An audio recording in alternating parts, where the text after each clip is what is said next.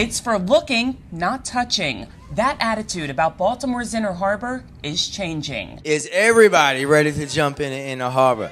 If you think jumping in Baltimore's Inner Harbor sounds like a crazy idea, a new event was just announced called Harbor Splash 2024. That means people will be jumping in next year. It would be the first public swimming event in Baltimore in more than 40 years. Do you like my jewelry? The president of Waterfront Partnership of Baltimore made the announcement wearing goggles around her neck, and the mayor wore a life jacket as they spent time showing why it's safe for more people to do this.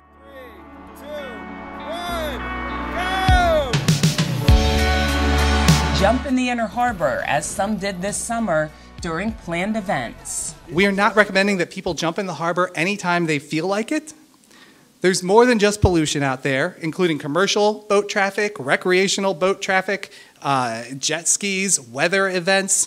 For the time being, we don't recommend that anyone swim in the harbor at any time unless it's part of a coordinated event with professional safety support.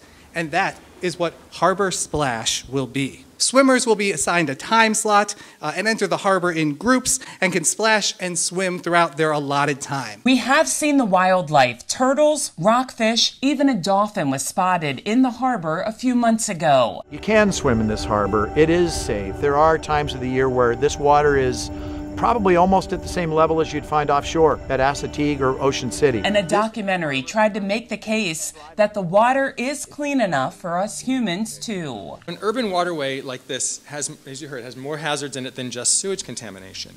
For example, fishermen and boaters know that the bay can have naturally occurring bacteria that cause skin infections and illness.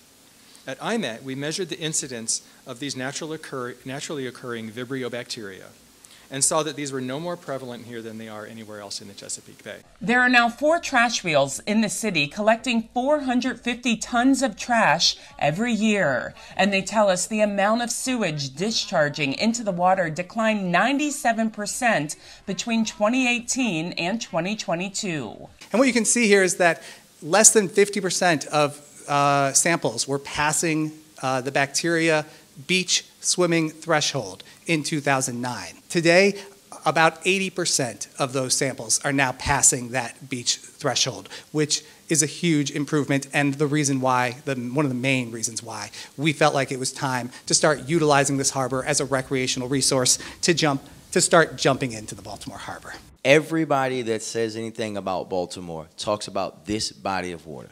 And it really was a travesty that for generations that none of us were able to fully enjoy it. But now we can do that.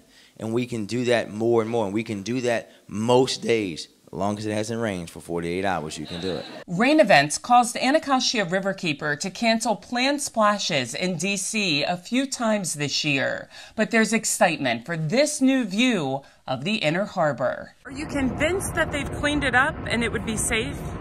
Based on the data that they showed in the video, I believe it will be safe after testing the water 5 days a week. I definitely was skeptical before, but after this announcement today and seeing the video of them jumping in the harbor, it's made me excited to jump in. So you can start thinking about if you will take the plunge next year. For Chesapeake Bay Media's Bay Bulletin, I'm Cheryl Costello.